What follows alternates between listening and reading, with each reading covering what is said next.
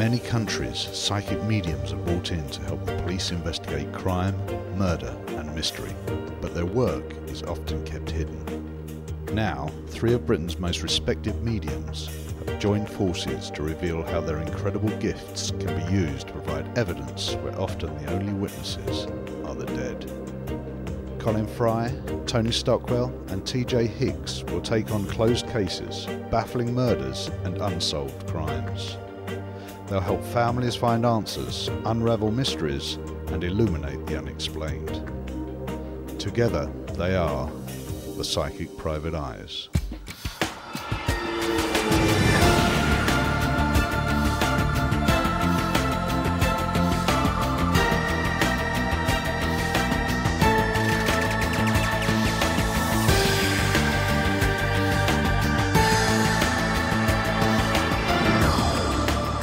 One character with 2 completely separate personalities. It's ever so strange. Like a glint of light at the tip of a knife. A sexually motivated attack, but without any intention to perform any specific sexual act on her. Texas-born researcher and genealogist Elizabeth Ashley Ruffin has been researching the murder of a distant family member from the quiet Worcestershire town of Bromsgrove in the UK. Florrie Porter was murdered during World War II in a case that has remained unsolved for over 60 years. Elizabeth has contacted the Psychic Private Eyes after 6 years of research has left her with questions still unanswered. The name Porter rang a bell because my great-grandmother was Arabella Montague Porter. I found out that there was no headstone, no marker, and I thought, she needs to be remembered. I'd like people to be able to find Florrie in the Bromsgrove Cemetery. I'd like to be able to mark her grave and put her to sleep. Elizabeth comes to London to meet with the psychics. Tony Stockwell and TJ Higgs will attempt to blend with the spirit world.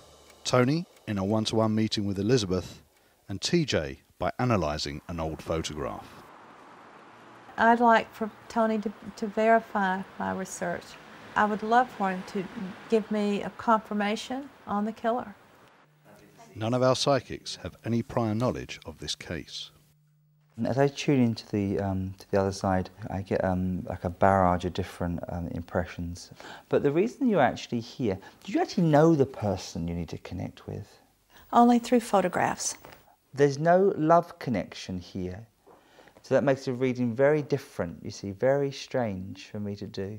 Whoever you wish to connect with today comes in, it's like they come here on an ancestral connection and the fact that they are aware of you from the spirit world rather more than know you from the physical world, if you like. See, I'm going back quite a way for this lady's passing. So I need to go back to, can I be at least more than 60 years ago? Just about 60, a little more than 60 years. Although this is a long time ago, it's very, there's still a lot of emotion, there's still a lot of energy with this story. I feel she was ever so brave, that's what I'm also thinking. Bravery is important to that lady, and doing the right thing is important to her too. Yes. She's a kind of woman that puts herself last and everybody else first. Yes. There's certainly an aspect of the war around this. Everyone's rallying around, everyone's finding their feet, doing their job, doing their bit for our country. She's not a girl with loads of stuff or lots of money or great agenda. She's pretty, wise, clever.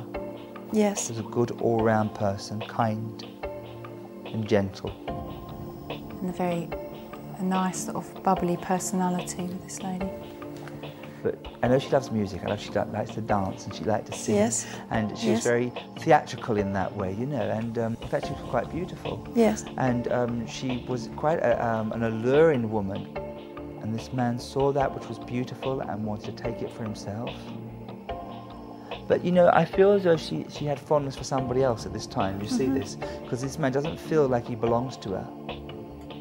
It's like she's already given her heart to somebody else. And this man comes into my like to opportunist. Just settle myself, because my head is absolutely killing me.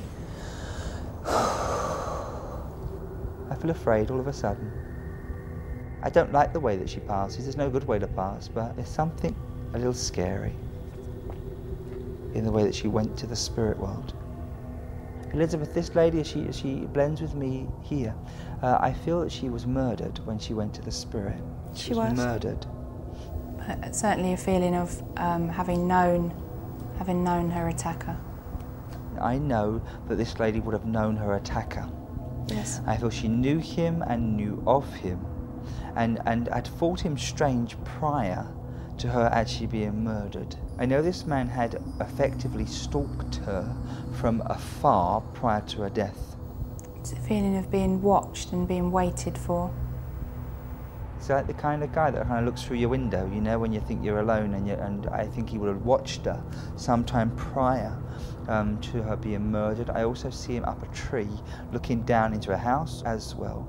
I know there would have been a situation prior to her death where she had spurned his advances, so therefore she knew that he kind of liked her, knew that he wanted to be near her, knew that he would, but he was creepy and he was odd and he was not quite right, you see, and he kept wanting to touch her hair and finger the locks of her hair in his fingers. And he would have been known to her friends or to her colleagues, to people around her. I believe he lived in the near vicinity of where this lady was living at the time that she died. Yes. And was known to her and also the family. Yes. Now, the same gentleman must have either lived near the doctor's surgery or something of that nature. I feel this man is a professional man. He would have been respected. He would have had a position of authority. That's how he sits. The word I actually got was quite revered, so a lot of people would have looked up to him or would have thought that he could pass on his knowledge, and you know, they could learn from him as well. It's very charming, a very charming man. He's heavy set. He's physically big and strong, this man. I do believe this man would have already had his own wife and family. So on the outside of it, he looks like a respectable family man. But he meant to hurt her. It's not a mistake, and it's not like a crime of passion or anything like this. This man set out to hurt her. I think I'm indoors again, or at least it starts indoors. I feel panicky and I feel fear and I feel like I want to run. And I feel I'm running. I can feel fresh air in my face. There's definitely a feeling of wanting to get away because my heart's racing and I'm moving a lot faster. My heart's absolutely racing. Sorry, just back away a bit. But I think ultimately I'm inside. I feel like I keep wanting to cower down. Like I want to get away and I want to cower down. My throat feels funny, my neck feels funny. I think someone's got their hands around my throat. She bit him. She's bit him on the hand. I can feel marks coming up on my hand. Show me. She must have been cut as well. I can see like a glint of light, but the glint seems to be the point at the tip of a knife. Blows after blow after blow. There's not just one wound with this lady. Cutter and cutter and cutter. It's like being grabbed and being rushed, and then it's almost like a feeling of a frenzy. There's lots and lots of injury on this woman. Yes. When she's found, it's like a really frenzied and brutal attack, like a maniac attacks somebody, like a maniac, you see. Yes. There couldn't have been any place on this lady where there isn't a mark from him, but it's just like the final stab, and I'm gone.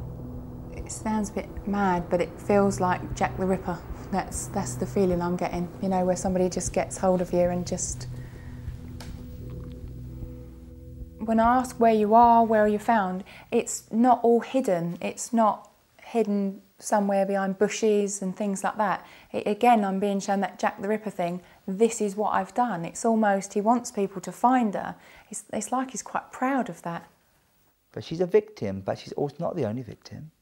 In my mind, Jack the Ripper was an American, so I'm also being confused in my head whether I'm supposed to talk about an